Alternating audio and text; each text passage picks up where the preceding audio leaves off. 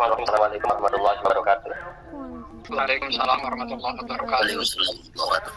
Eh, Kami dari kelompok 1 akan mempresentasikan bagaimana perencanaan pembelajaran PAI. Yang kami hormati dosen pengampu Milhatun MPD. Baiklah, langsung saja kami akan mencoba mengelaborasikan tentang perencanaan dan metode pembelajaran. Yang pertama, yang menjadi latar belakang atau pendahuluan dari makalah kami, yaitu pembelajaran adalah suatu proses interaksi antara semua komponen, baik itu peserta didik, pendidik maupun sumber belajar. Ini tertuang dalam Peraturan Undang-Undang Republik Indonesia Nomor 20 Tahun 2003 tentang Sistem Pendidikan Nasional. Yang kedua, PAI itu bertujuan untuk membentuk karakter peserta didik atau siswa. Yang ketiga, perencanaan pembelajaran di Nomor 20 Tahun 2003 tentang Sistem Pendidikan Nasional.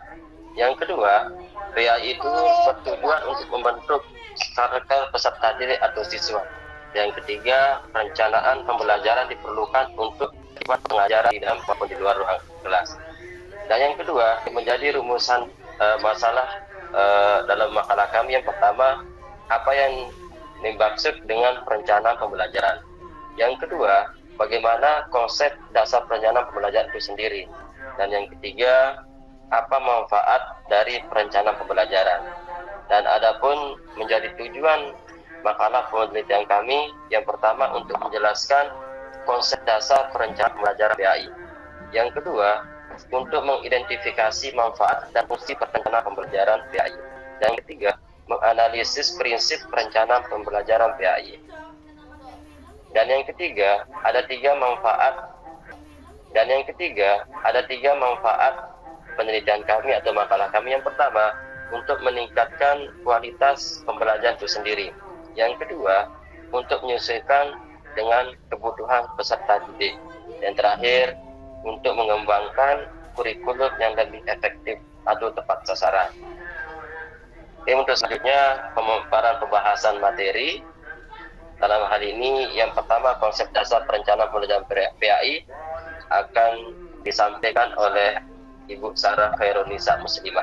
Kepadanya dipersilakan. Ya baik, terima kasih atas waktu yang diberikan. Selanjutnya terkait konsep dasar perencanaan pembelajaran PAI. Perencanaan atau planning dapat didefinisikan sebagai proses berpikir dan menentukan tindakan untuk mencapai tujuan.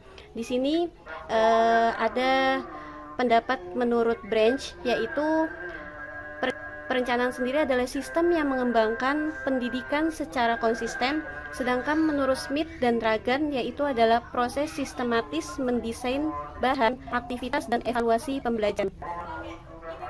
Baik, untuk selanjutnya mungkin akan dilanjutkan oleh rekan saya, Pak Johan Effendi. Kepadanya waktu dan tempat kami persilakan. Oke, baik, terima kasih Bapak Muzakir dan juga Ibu Sarah. Saya akan mencoba menjelaskan mengenai manfaat perencanaan pembelajaran PAI. Mengapa pembelajaran, ya dalam hal ini pembelajaran PAI ini perlu kita rencanakan? Apa sih manfaatnya?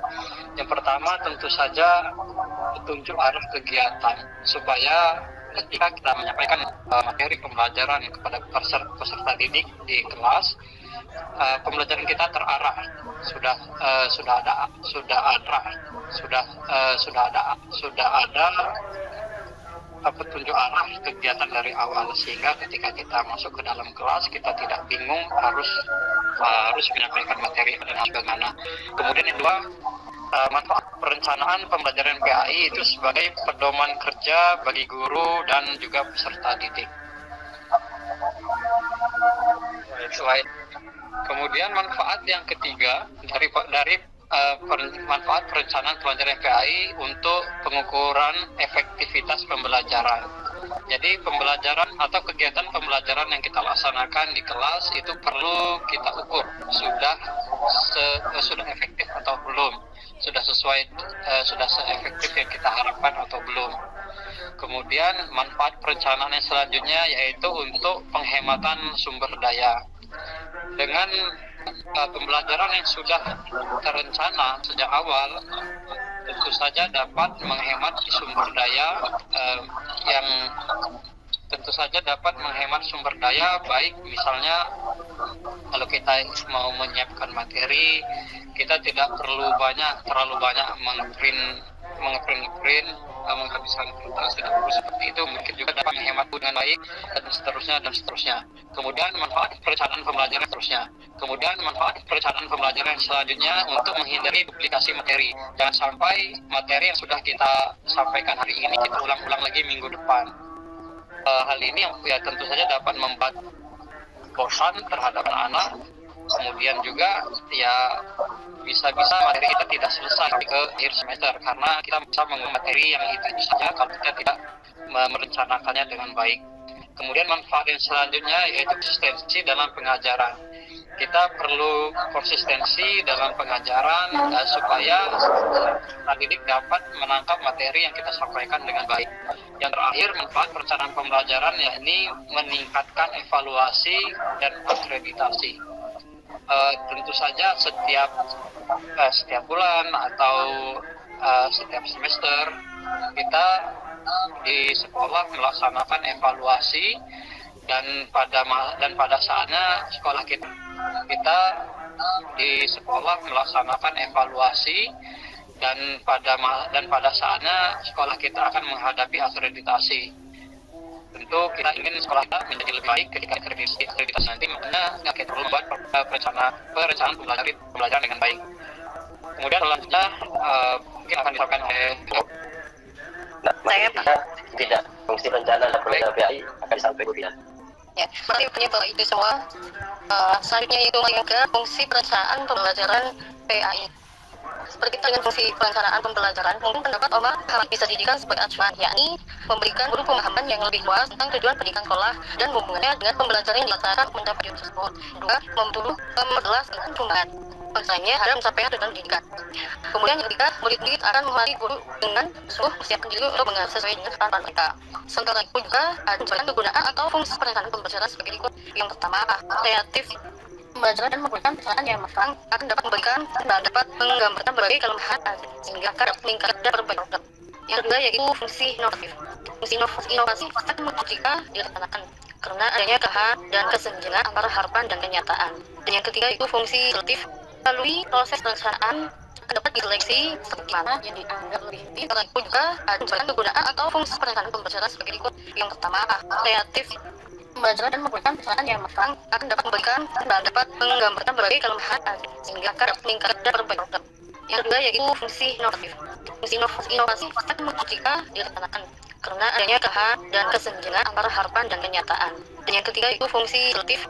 Melalui proses perencanaan akan dapat diseleksi seperti mana yang dianggap lebih efektif dan efisien untuk dikembangkan. Kemudian fungsi yang keempat sendiri yaitu aplikatif. Suatu kenaan yang memadamkan kepada tiap orang yang terlibat, guru, siswa, kepala sekolah, bahkan pihak eksternal seperti orang tua masyarakat. Fungsi yang kelima yaitu fungsi prediktif. Itu perencanaan yang disusun secara benar dan akurat dapat menggambarkan apa yang akan terjadi setelah dilakukan suatu tindakan sesuai dengan yang telah disusun. Kemudian fungsi selanjutnya itu fungsi akurasi. Melalui proses perencanaan yang matang dapat mengukur waktu yang diperlukan untuk sampai bahasan tertentu. Kemudian yang terakhir yaitu fungsi evaluasi. Itu mengelola suatu kenaan yang memadamkan kepada tiap orang yang terlibat, guru, siswa, kepala sekolah, bahkan pihak eksternal seperti orang tua masyarakat. Fungsi yang kelima yaitu fungsi prediktif. Itu perencanaan yang disusun secara benar dan akurat dapat menggambarkan apa yang akan terjadi setelah dilakukan suatu tindakan sesuai dengan yang telah disusun. Kemudian fungsi selanjutnya itu fungsi akurasi. Melalui proses perencanaan yang matang dapat mengukur waktu yang diperlukan untuk sampai bahasan tertentu. Kemudian yang terakhir yaitu fungsi evaluasi. Itu mengelola suatu dalam tujuan dia yang tidak bisa dalam suatu proses belajar. Melalui perencanaan akan dapat ditentukan sejauh mana pelajaran telah dapat diserap oleh siswa dan dibantu, sehingga akan dapat memberikan balikan kepada guru dalam mengembangkan program pembelajaran. Kedua, fungsi pembelajaran PAI. Materi selanjutnya akan disampaikan oleh Mas Hafiz, silakan. Ya, baik, terima kasih rekan-rekan semua. Dari sini akan menyampaikan materi yang terakhir tentang prinsip perencanaan pembelajaran PAI, yang mana perencanaan akan dapat ditentukan sejauh mana pelajaran telah diserap oleh siswa dan dibagi, sehingga akan dapat memberikan balikan kepada guru dalam mengembangkan program kedua fungsi pembelajaran PAI. Materi selanjutnya akan disampaikan oleh Mas Hafid, silakan. Ya, baik, terima kasih rekan-rekan semua. Saya di sini akan menyampaikan materi yang terakhir tentang prinsip perencanaan pembelajaran PAI, yang mana di sini disebutkan bahwa ada 5 macam.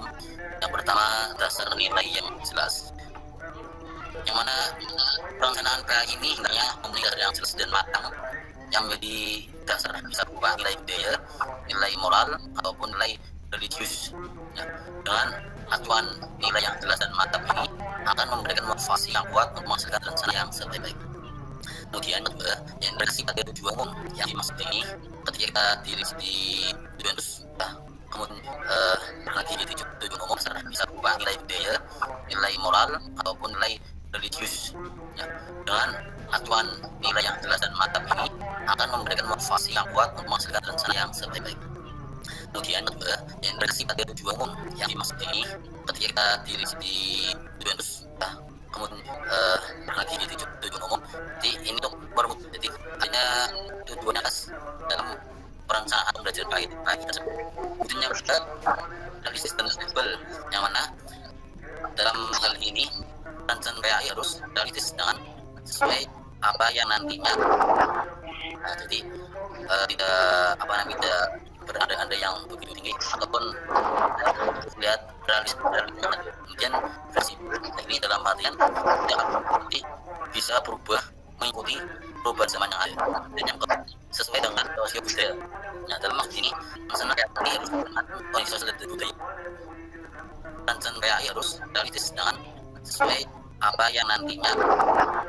Nah, jadi tidak beranda-anda yang begitu tinggi ataupun lihat realis. Kemudian versi ini dalam artian tidak nanti bisa berubah mengikuti perubahan zaman yang ada, dan yang kedua sesuai dengan sosio budaya.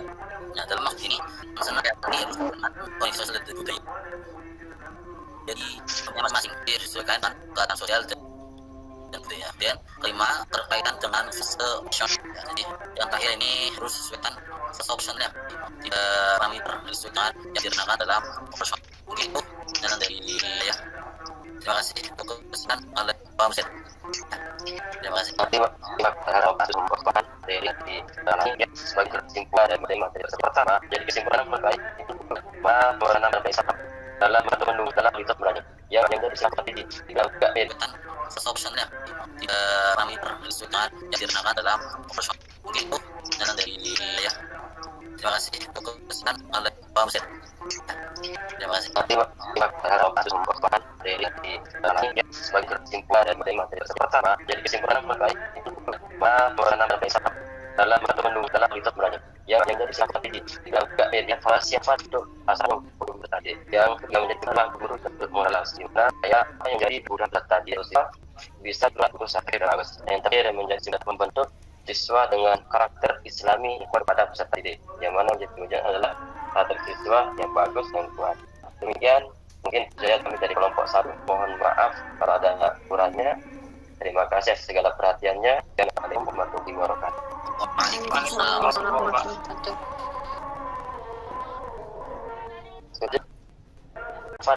Asal tadi yang menjadi peluang guru untuk mengelasi. Nah, yang jadi budak tadi bisa berlaku sampai bagus. Yang terakhir menjadi sudah membentuk siswa dengan karakter Islami kepada peserta didik, yang mana menjadi tujuan adalah karakter siswa yang bagus dan kuat. Demikian mungkin kami dari kelompok 1 mohon maaf kalau ada kurangnya. Terima kasih atas segala perhatiannya dan Assalamualaikum warahmatullahi wabarakatuh. Waalaikumsalam warahmatullahi wabarakatuh.